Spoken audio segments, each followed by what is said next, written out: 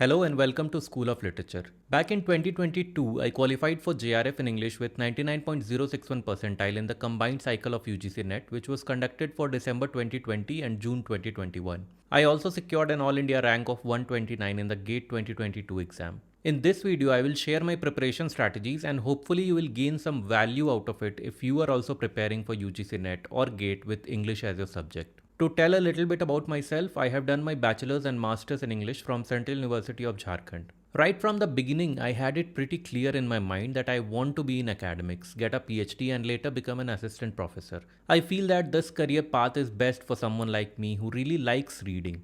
I knew I had to clear UGC NET exam and the first time I appeared for the exam was in December 2019 when I was in my last semester of bachelor's degree. I did not have any idea of literary theories and just had my university syllabus as the knowledge base. I had filled in the form just to get an idea of what the exam was like. I remember when I first appeared for the exam, I was thinking to myself that I could be the youngest in that hall. When I entered, I realized that this exam is attempted not only by college students but also working professionals and lecturers. I had zero expectation of clearing the exam, but when the results came out, I had in fact made it through. I had cleared NET in my first attempt even before completing my bachelor's degree. This did two things for me. Firstly, it gave me the confidence to begin preparing for JRF, and secondly, it removed all fear of the exam that I previously had. It was after clearing NET that I actually downloaded the syllabus for the exam and went through it. Well, it was really not helpful at all. Take a look for yourself. As you can see, this syllabus just gives you an outline. Basically, nothing is out of bounds for NTA when it comes to setting the question paper for NET in English. My next attempt was supposed to be in May 2020, but COVID hit and everything went haywire.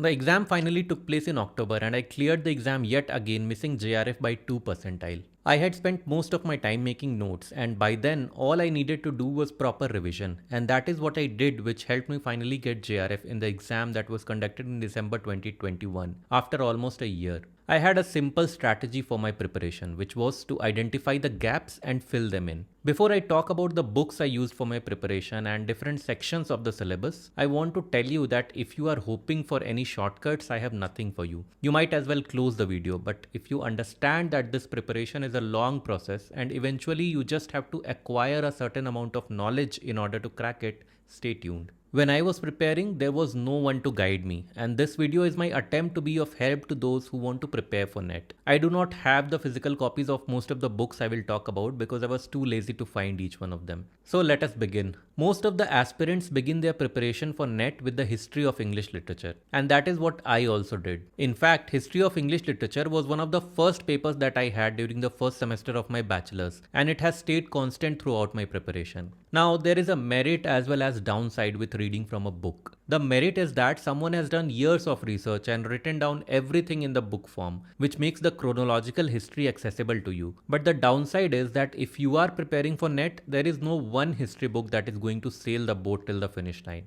After finishing one book, I thought now I know everything about the history of English literature, but I couldn't be more wrong. The first book that I had started with as far as history of English literature is concerned was Edward Albert's History of English Literature. The sole reason for this is because this was the book from which history was taught to me during my bachelor's, and it was not a bad start at all. The best part about this book is that it covers all the ages exactly how I like, that is by building your base slowly. The chapters would first give you an understanding of the social, political and cultural background of a particular age and then slowly take you further into it. This helped a lot in understanding the authors as well as the context behind their work. After this, I studied A Critical History of English Literature by David Deutsches. It was a slightly bad decision on my part because this book was tough for the beginner I was then. I had to reread this book later during my preparation, but I do not regret rereading it. I will tell you why. These fat tomes are very dry and academic in their writing style. They also do not have the kind of segregation that Edward Albert has. But the tinge of humor that you find here and there kept me going through.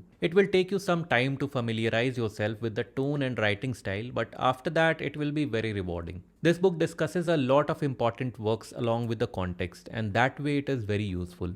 After my first failed attempt at understanding Deutsches thoroughly, even though I had read it from cover to cover, I found this book by William J. Long, which is titled English Literature, Its History and Its Significance for the Life of English-Speaking World. I first saw this book in my university library and brought it home to read. The ease with which such a daunting topic of history of English literature is written, I knew I had to get my own copy. Needless to say, I actually loved reading this book. The bad taste that David Dyches had left was very well removed by William J. Long. This book, in a way, also fueled me to pick up even more books of history because although I had read and made notes from 3 different history books until then, I was still finding newer information and my grasp on history was getting better with each book. I also read the short Oxford History of English Literature by Andrew Sanders, which by the way is not short at all, and the Routledge History of Literature in English by Ronald Carter. Both these books were a treat to read, although the writing style is a bit tough and academic, so I would definitely not recommend it to beginners. Both of them are well structured books. There are subheadings in the chapters, but the authors gloss over most of the writers and their works. I was saving the best for the last, and if I had to make do with just one, it would be this. I am talking about The Pelican Guide to English Literature, edited by Boris Ford. This series was recommended to me by one of my professors at the university, and I loved the detailed information that I found here for all the ages. This is actually a series of 9 books, which takes an extensive in-depth look at all the periods, which also includes American literature.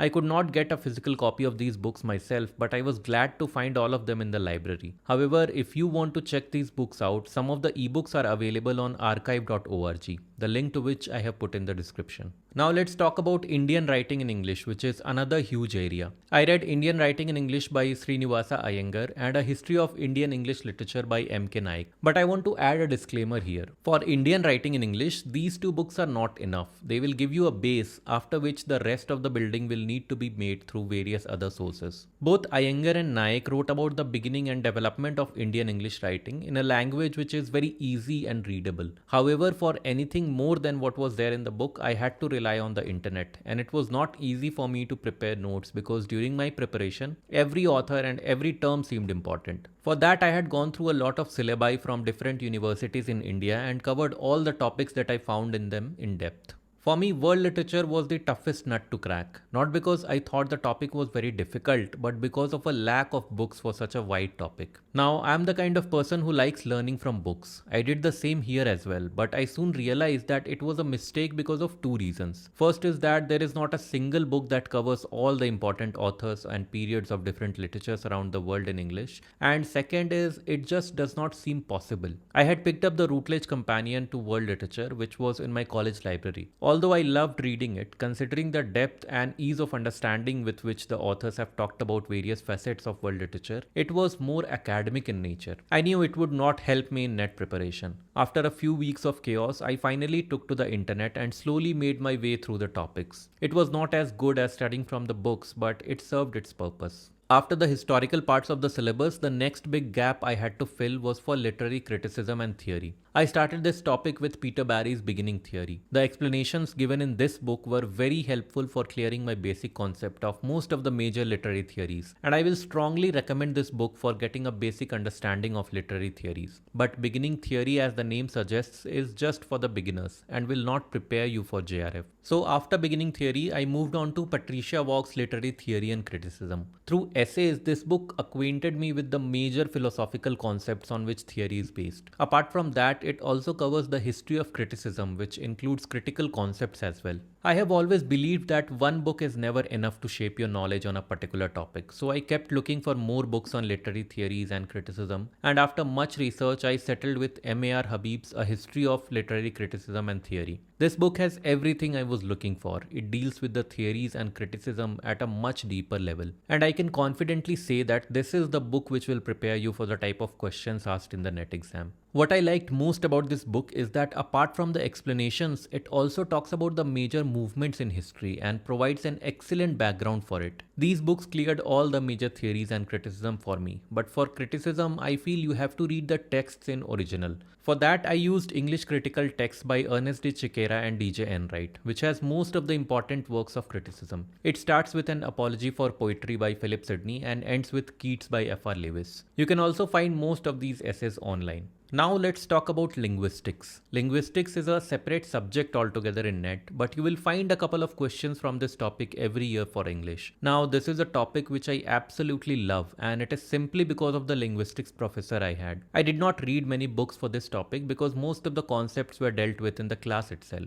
The 3 books that I did read for linguistics were simply because my professor had made me so curious about the study of language that I could not have helped myself. These 3 books were Introducing Linguistics, a graphic guide, Linguistics and Introduction, and the last one is Linguistics and Introduction to Language and Communication by Adrian Akmachian. These 3 books are very easy to read and all of them explain the concepts well. Of course, there is no substitute to a good teacher, but if you pick up these books for your learning, I'm sure you will not be disappointed at all. Next, I had to get a grip on literary terms, and to be honest, it was literary terms that scared me the most back in the days of my bachelor's. I always wondered how I was going to remember all these words with complicated meanings. It was almost after a year that I realized how easily those complicated words became a part of my vocabulary. All I had to do was look up every new term I came across. I referred to 2 books. The first one was M.H. Abram's A Glossary of Literary Terms, and the second one was the Penguin Dictionary of Literary Terms and Theory. A glossary of literary terms is for beginners, as it provides not only the meaning of the literary terms but also the context and usage, and in some cases an essay to explain it. It made things very easy for me, and by the time I completed my masters, I was well acquainted with most of the important literary terms. I also found the Penguin Dictionary of Literary Terms and Theory in the library, which I would recommend as it covers a much wider range of literary terms, movements and literary forms. Whatever I could not find in a glossary of literary terms was there in the Penguin Dictionary of Literary Terms and Theory. And I don't think anything other than these 2 books are needed to cover this topic. Then there is cultural studies, which was a very intimidating topic for me. And to understand this, I started with the basics. I began with Introducing Cultural Studies, a graphic guide, which is available on Amazon. Although it did give a bit of understanding, I was panicking because there was an aura of difficulty surrounding the topic. The problem with studying cultural studies as a literature student is that you cannot confine your studies in a single box. Literature comes from society, and the culture of literature very much connects to the existing and past culture of politics, literature, fine arts, language, customs, and whatnot. I went through 3 books: The Cultural Studies Reader by Simon During, What is Cultural Studies? A Reader by John Story, and Introducing Cultural Studies published by Pearson. These books will give you a good framework after which you can fill in the gaps using the internet. So these were the major books that I used to prepare for the UGC NET exam, but they are by no way conclusive. Apart from these, I read a lot of poems, plays and novels, mostly from my syllabus, but some also because they were very interesting. I made my notes using all the books that I have talked about, and thereafter all that was left was to revise. And that is what I did for the last few months before the exam. I had revised them to the point where I even remembered what was on the page next to what I was reading. And that is the only suggestion I would give you. Prepare your notes and revise them as many times as you can. The best approach for this exam, according to me, is to accept that learning is a lifelong process and you just have to stay on the right path. If we have decided to be academics, we must keep on learning. I wish you all the very best, and if you have any doubts or queries, please put them in the comment box. I'll try my best to answer each one of them. See you in my next video. Till then, keep reading and keep learning.